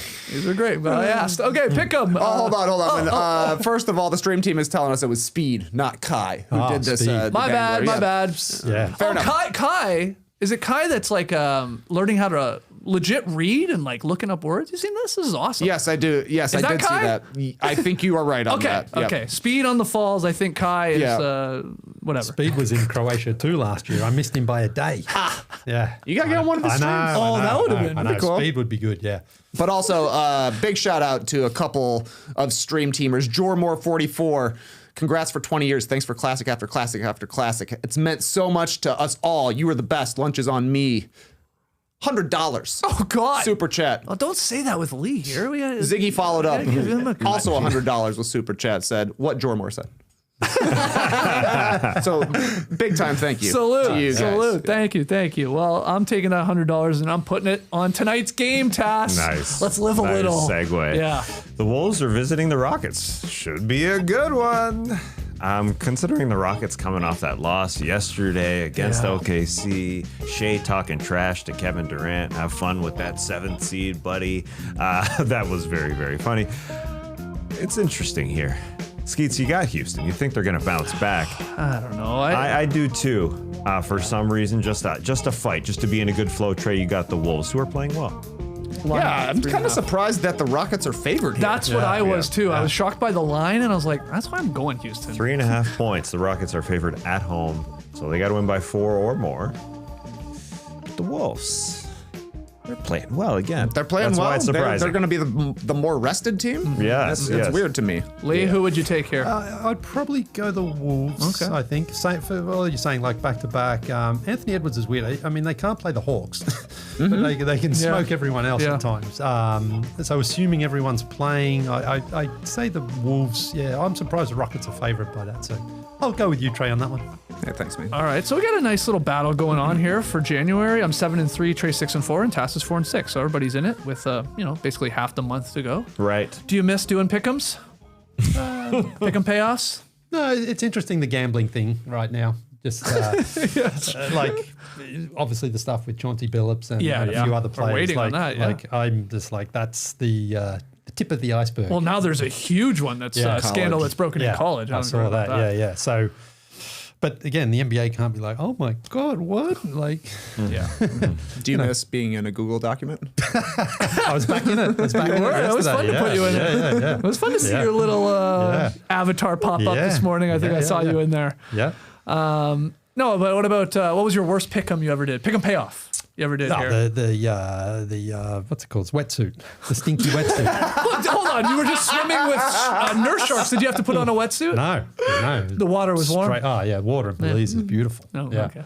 But that was your worst pick'em Well, that payoff. was the smelliest. It was just uncomfortable. It was claustrophobic. You know, That's so bad, man. you know I was That's sweating. So funny. I You was literally sweating. like had your chest waxed on the air. You had a crazy haircut. You ate hot peppers. Oh, so You funny. did a lot Peppers of was like, great. The chest waxing was actually kind of fun. Yeah. You know, like I recommend that. I recommend Yeah. doing that. Yeah. Pain equals pleasure. Well, it was actually one of those things. It's like, oh, it was kind of nice. Like after the redness went away a couple of days Yeah. later, sort of that bare chest again. I was like, and oh. Seb's like, put your feel shirt on, Dad. Jesus. Yeah, I should have done that. Yeah. But the wetsuit. The time we made you just wear a wetsuit in front of a green screen. Just smelly. It was just smelly because how many dudes have had that on and peed in it? You know, Well, you can wash them. that's in Iceland. I went a dry suit snorkeling. Have you ever done that? Dry suit? Yeah. So you're in your clothes right now, right? And I am. 'cause you're not naked. There's the Eurasian and the American plates meet there, Yeah. and so you go snorkeling in them. Now it's Iceland, so it's always cold. Yeah. And you just have your clothes on. You put a suit on over the top, and you go out and do it. It's incredible. Oh, I see. Yeah. So you didn't mind that. No, 'cause I you didn't have mind that. your clothes on. Yeah. The only problem is they say go to the toilet before you go because you don't. Once you're in it. you're in it. You can't get out of that until you're out of the water, and you put it on, and then you go through the safety and all that, and so it's cold, and you know you're like, there's no release valve. But you said you're snorkeling and like. Yeah. Well, I mean, you're snorkeling on the top of the water. You're not. Well, going, what about your face then? yeah. Well, your just- face is only just- uncovered. So. Oh, it is uncovered. Yeah. Okay. Yeah. okay. I mean, it's cold, but it's not. Probably what you'd think, because the rest of you is just bone dry. Really dry. Until you piss yourself. That's the only thing is then you're like, all right, I got to get this off so I can, Piss. pee. Yeah. Gotcha. Ty here in the stream team says, how about the time you had to eat fast food for an entire episode? Yeah, that was gross. Yeah. Ugh, Taco Bell. Oh, God, that was gross. You haven't had Taco Bell since? Never. I've never had it. That was the only time I've ever had it. Hey, have you gotten sick on any of these trips? Like eating something that maybe you push the limits on trying? Yeah. No quite Syria levels of sickness, but the odd upset stomach from time Yeah. to time. Yeah. I mean, in Nairobi, there's a restaurant called, what's it called there? Carnivore. And it was just meat after meat. It was Oh, no. crocodile. It was zebra. It was everything. It was great. Oh, damn. Yeah. But you got maybe a little sick because you ate too much meat? Yeah, Weird probably. meat? Probably. It wasn't too bad. It was just like, it's a little uncomfortable. And that's the thing. Sometimes when you're out there by yourself, there's no Roxy to be like, can you just go and get me some Tums?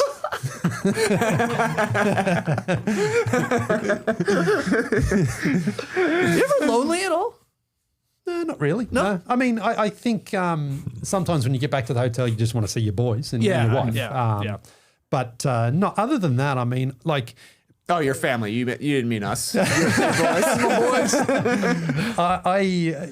it's one of those things like, because I think it looks like I'm just out there playing ball, having fun and drinking beer, but I'm actually working pretty much every day to try to create, the content. So and the you'll story. go do this, you'll go do the pickup run, you'll go to Yeah. a site or whatever, and then what? You're back in the hotel and Yeah. all right, uploading, maybe start chopping things up. And oftentimes viral you're invited out for a dinner or a drink Yeah. or something like that. So it's not like, and I don't have many days where I'm just doing nothing. If I go to a trip, it's like, all right, I'm doing this and this and this and then this and this. So I'm not just like hanging around.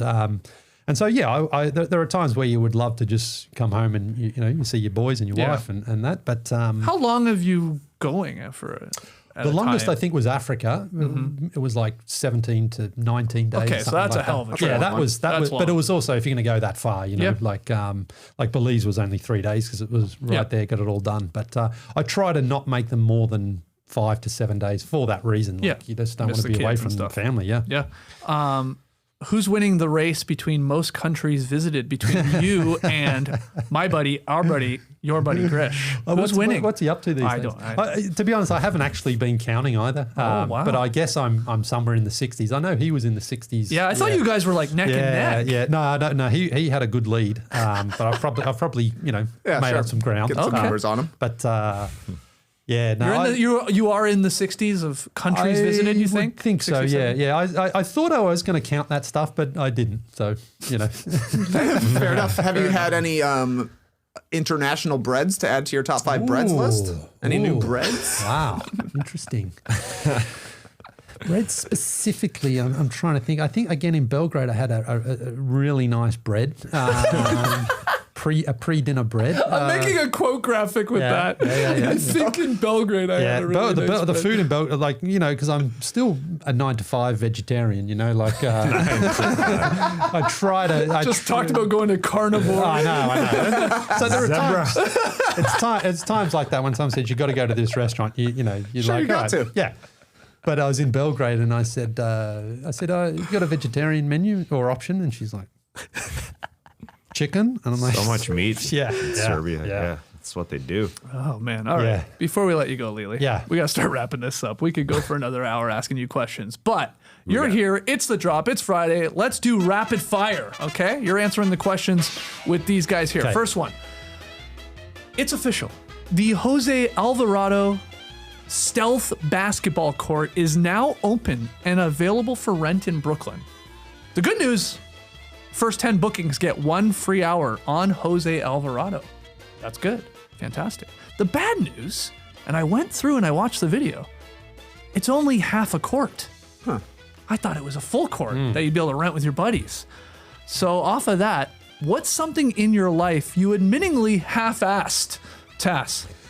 I'm going to go literal with this half-assed. When I was a teen, I wore my pants a little bit lower, like people do. Those were the days. Yeah, those were the good days. I thought that was cool. That wasn't a literal ass out or half-ass out, but What you had some cool Calvin Kleins on? No, never cool. Never cool underwear. No. Just the cheap Never underwear. cool. Joe underwear. Boxer, boring. But yeah, one of those lame ones. But yeah, I'm going literal. Okay. Nice. What about you, Trey? Properly fitting my in-ear monitors. Yes. Yeah, I mean they're kind of half-ass in and out almost all the time. I'm always tapping. I'm not hearing JD in my ear. It's just that I'm in between. I'm an in-between ear hole sizer, but could I get them better? Probably. Could I custom fit them? Probably. Yeah. Will I? Never. Lee brought his own here Yeah. to the Classic Factory. Respect. These are the old ones. you these said. are the old ones. Yeah. They fit you like a glove. Yeah, they're great.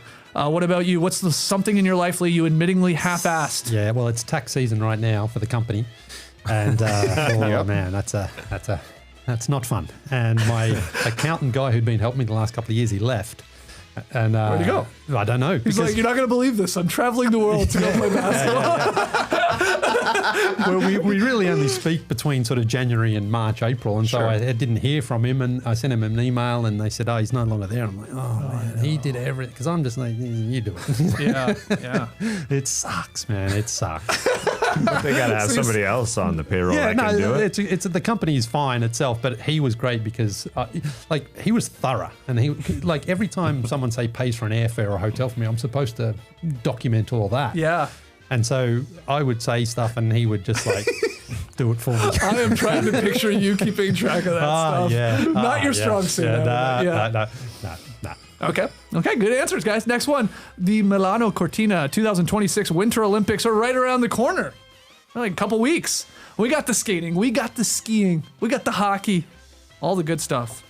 And I don't know about you guys, but I can't wait to get hilariously invested in athletes and sports that I won't think about for another 4 years after this February. But I want to know, what's the most exciting Winter Olympic event to watch? Tess. There's only one.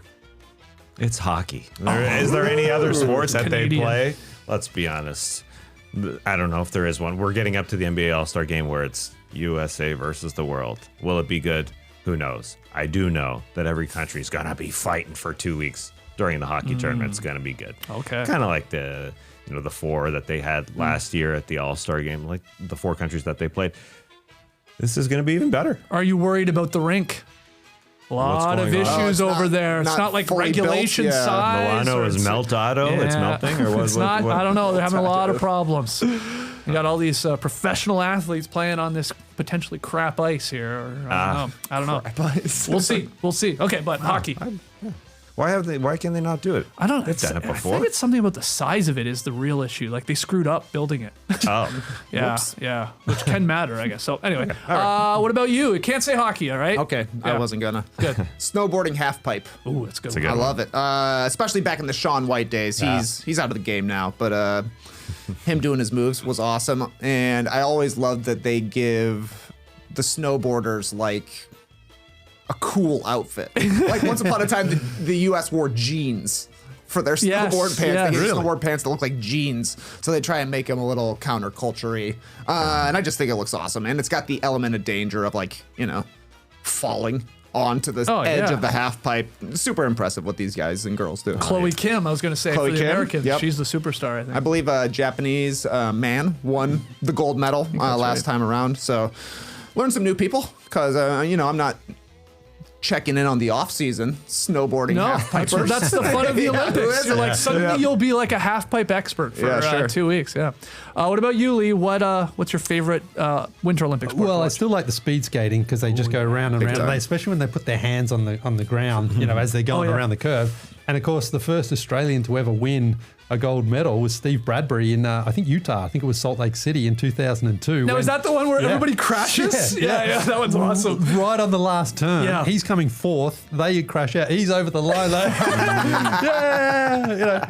And I think it was the next day, a skier for Australia, Kirsty Marshall, I think it was, she won gold and she was going to be the first Australian to win winter gold.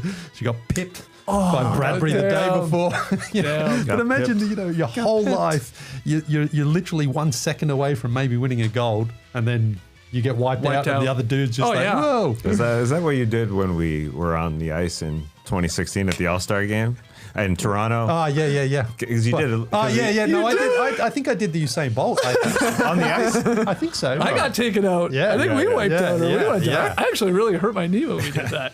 Yeah, wow. Suit somebody. Nathan Phillips Square. Yeah, that was fun. Good call. All right, final question. You guys don't even know this question. It wasn't in the doc. It comes by way of author Chuck Klosterman. Have you ever touched a horse?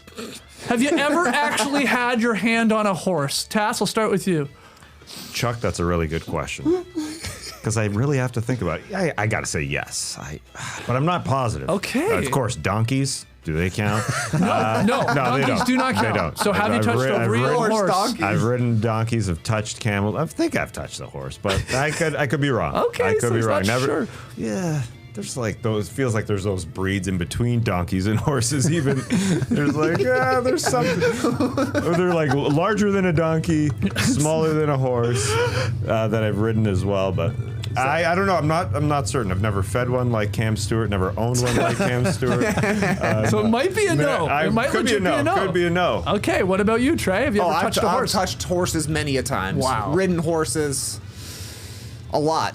My girls like to ride a horse. So, Okay. if we're at a fair, they got a horse carousel. These horses walking as slow as you can imagine. I'll hop on there. Okay. Yeah. All right. I'm a horse toucher. So you hop on it. You got Oh, yeah, so of course, you've of been on course. Ah. A horse, of course. Leigh Ellis, take us home. Have you ever touched a horse? Yeah, I've ridden plenty of horses. I was riding them on the beach in Portugal only a couple of years ago. Okay, It was just, beach we were horse? just we were just walking, but in Australia, I rode one like Yeah, I've done that too. on the beach. I did it in Yeah, Australia yeah. too. Ah, It so was much fun. terrifying. Yeah. Oh, I love it. I love when you get that rhythm with a horse and you just lift yourself out of the saddle and you're You away. become It's one. great. Yeah. It's like Avatar. Absolutely. Yeah. Oh, man, I wish. If you could plug into a horse, it would change my opinion on him completely. I did a beach horse recently, too. I forgot I did a beach yeah, horse. yeah. But I think it wouldn't be great for a horse because it's so. Yeah, they probably hate it. Yeah. Yeah, that's why I've they ridden. need a firmer surface. I've ridden something on a beach too. I don't even know if it was a horse. What a horse! sure what he was on. The donkey was. There's big donkeys out there. What is it? Was it a zebra? Zebra messing from Will and Grace? All right, that's what I wanted to know. Lily, Yeah. You that was touched a a horse? blast. Hell yeah, I've touched a horse. I rode a horse. Oh, yeah, you just said so. Yeah. JD, you touched a horse? Oh, yeah. Absolutely. Oh, yeah. Oh, yeah, I touched the horse. I mean, this was a funny clip going viral. Chuck Klosterman, he was talking to Bill Simmons about, they were getting into why the popularity of horse racing has like plummeted. Oh, and really? Chuck's whole thing was like, way back in the early, 1900s, like, you took horses as transportation. You had them on the farm. Like, people were more familiar with horses. Therefore, you cared more about racing them. And then he's like, but you could quiz a lot of people nowadays. How many have actually touched a horse? Yeah, Makes you I think. guess so. Yeah, no. A day at the races is incredibly fun. Absolutely. Especially in England, they have huge days like Royal Ascot, Epsom Derby, the Grand National. Like, they're great fun. I mean, Australians love horse racing too, huge. right? I'm surprised that gambling's down. What is it? The Ashes? What? That's cricket. That's cricket. Yeah. What is the Melbourne, name? the Melbourne Cup. Yeah, that's okay, the big yeah, one. I was like, That's the big one. Yeah. These are the various sporting events that you would fill us in on Yeah, from time to time. yeah. No. Such and such a thing is happening. Yeah. I'll never forget Sachin Tendulkar. That's a name that's just going to be in my head for the rest of my life. Yeah. You throw Jasprit Bumrah in there. He's New one. the Indian fast bowler.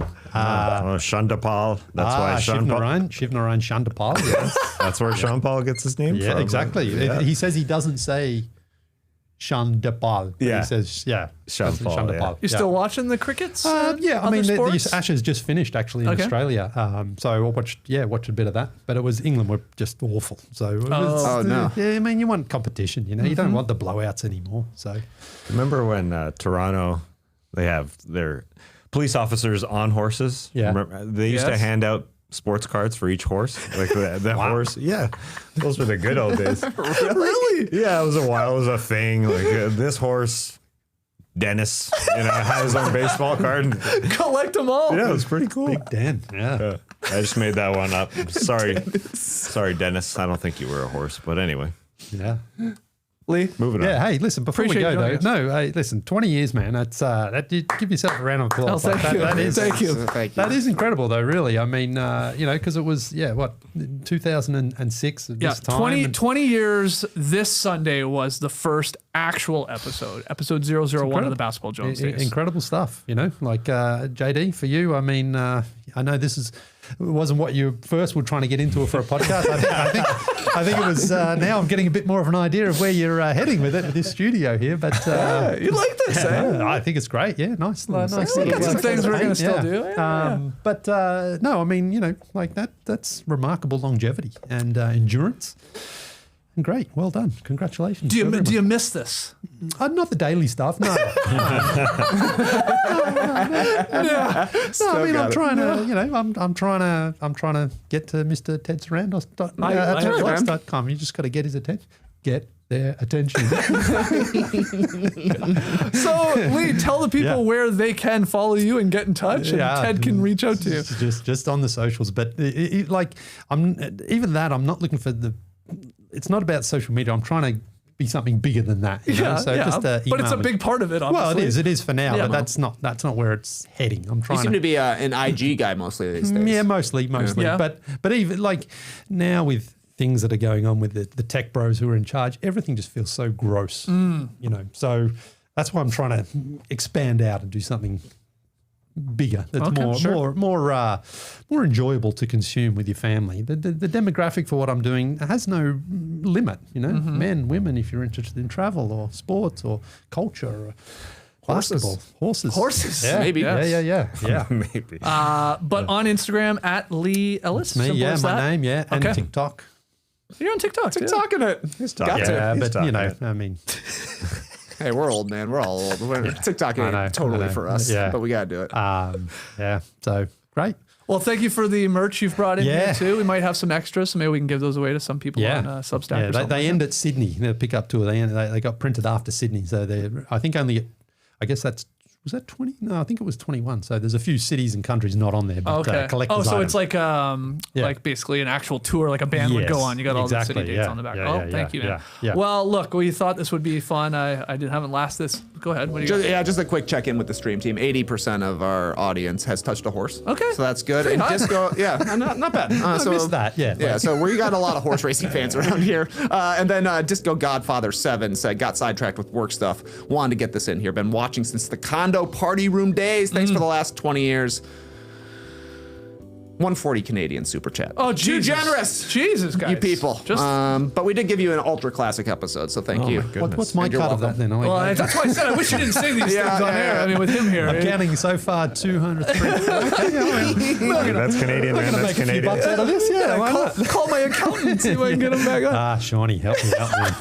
Do we have to declare this, Shawnee, or can we just? All right, Leigh, thank you so much for joining us. We thought this would be a real treat, not only for us, but obviously longtime fans of the show. So thank you. Good luck with your future travels.